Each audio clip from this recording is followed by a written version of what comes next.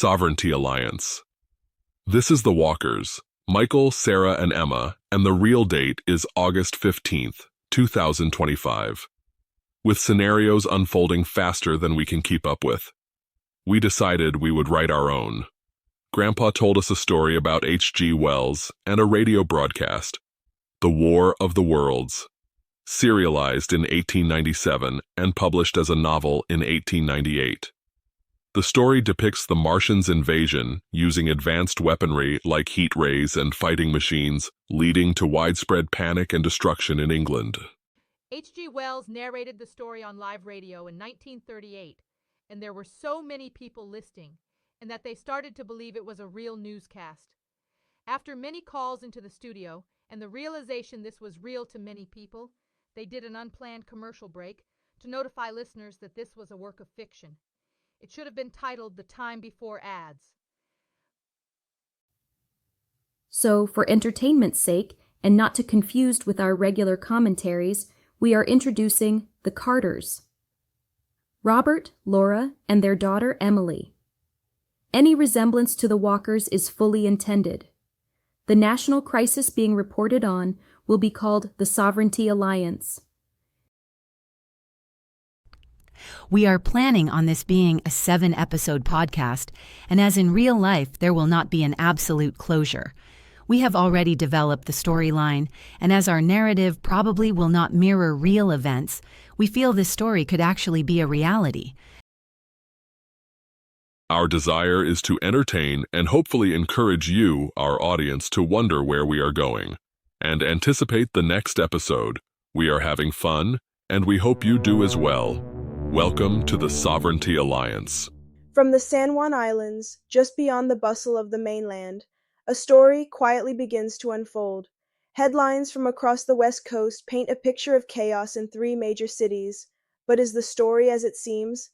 On June 14, 2026, Congress passed the National Resource Security Act, a sweeping federal measure granting Washington emergency powers to control critical state-managed resources, including water rights, energy production, and key agricultural outputs. Framed as a national response to global supply shortages, the bill passed narrowly after a late-night session and was signed within hours. The San Juan Islands. They call it the edge of the map. Out here, the loudest headlines feel distant until they land in your lap. Last week, we introduced the scenario, 3 cities labeled as enemies of the state. Today, we start following the story on the ground. We're not here to tell you what to think. We're here to observe, to follow events as they unfold. And right now, that story begins with Seattle, Portland, and Los Angeles.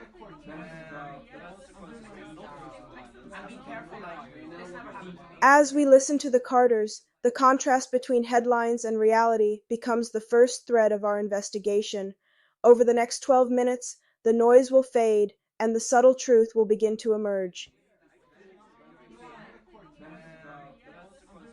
Seattle mayor rejects federal demand for enhanced security presence.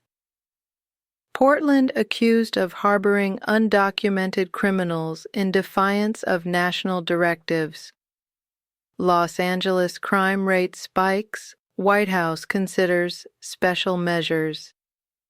That's the picture they're painting. 3 cities, 3 enemies of the state. Places that need, in the president's words, to be brought back under control. But when we step back, the data tells a different story. In Seattle, crime has declined for 3 consecutive years. Portland's rate is below the national average. Los Angeles, hardly changed in a decade.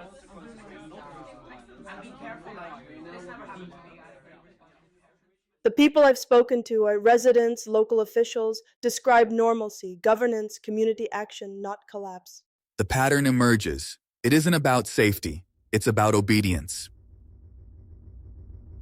Meanwhile, states with historically high crime rates, where loyalty to federal directives runs deep, see no scrutiny, no threats, no intervention. The disparity is striking. And that's exactly the point. Compliance is rewarded with silence. Defiance is amplified into crisis.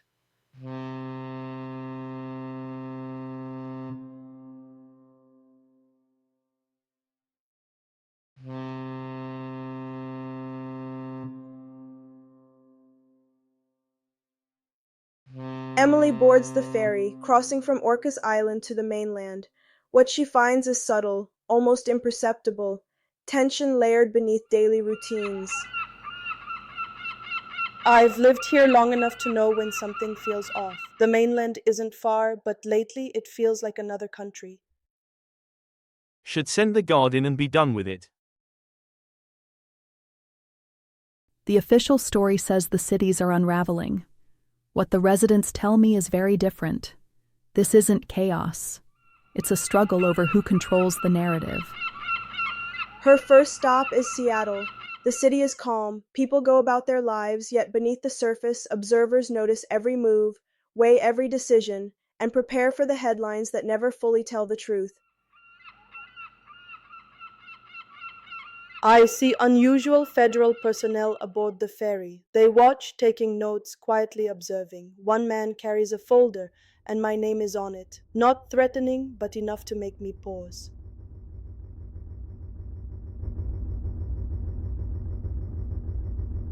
The tension isn't loud. It's in whispers, in glances, in the measured steps of those who know how to hold authority without confrontation.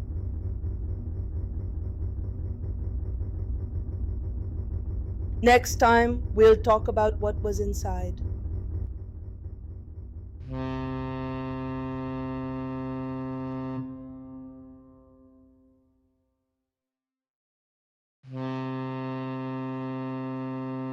What you've just heard is a possible unfolding pattern. Our job is to observe, analyze, and ask the right questions. Next week, we follow the story further as events begin to accelerate. And remember, it isn't just about headlines. It's about context, perception, and who controls the story. The calm of the islands belies the storm moving across the mainland. This is just the beginning. What you've just heard is how it began on the ground, but inside Washington, the story was already being written in another voice, one stamped confidential, internal distribution only.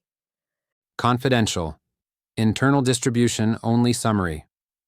On June 14, 2026, Congress passed the National Resource Security Act, NRSA, a sweeping federal measure granting Washington emergency powers to control critical state-managed resources, including water rights, energy production, and key agricultural outputs. Framed as a national response to global supply shortages, the bill passed narrowly after a late-night session and was signed within hours. Initial reactions: California. Governor announces the law tramples state constitutional protections and environmental safeguards, vowing to explore all legal options to block it. Texas. Governor calls it an outright seizure of private contracts and state economic lifeblood, ordering state agencies to halt compliance until further review. Market response: energy futures surge 8% overnight. California agricultural co-ops warn of instant chaos if water distribution shifts to federal control. Unconfirmed developments, June 15th to 20th. Multiple sources report quiet back-channel communications between California Attorney General Melissa Cortez and Texas Attorney General Brandon Hale, exploring joint legal action under the 10th Amendment. Political operatives note that both states, despite being ideological opposites, are framing this as an issue of state sovereignty, not policy preference. Federal briefings suggest White House advisors are monitoring closely for signs of multi-state coordination. The breaking point, June 22nd. In a joint press conference unprecedented in modern U.S. politics, the governors of California and Texas stood side by side in Sacramento to announce the formation of the Sovereignty Alliance, an interstate coalition to resist enforcement of the NRSA. We disagree on nearly everything, but we agree on this: no president, no Congress, has the right to seize the core economic engines of our states without consent. Governor Reynolds, Texas. If they can take our water, they can take your oil. If they can take your oil, they can take anyone's freedom to govern themselves. Governor Martinez, CA. Next steps. Alliance invitation. Both governors have invited any state valuing its sovereignty to join the coalition. Legal offensive. Coordinated lawsuits to be filed in the 5th and 9th Circuit Courts within 72 hours. Political shockwaves. Early reports indicate interest from Oregon, Oklahoma, and Louisiana. Analyst note. The NRSA was intended as an emergency economic stabilizer. Instead, it has triggered the most unlikely alliance in modern political memory. Whether this remains symbolic or grows into a true multi-state front will depend on the next 2 weeks. Potential risk level: elevated. Structural political challenge to federal authority emerging. Be sure to join us for episode 2 of the Sovereignty Alliance. Hit the road, Trump, and don't you come back no more.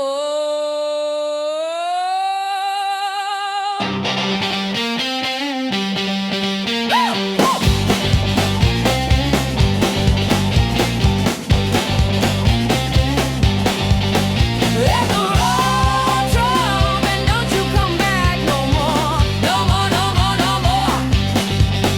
Hit the road, Trump, and don't you come back no more.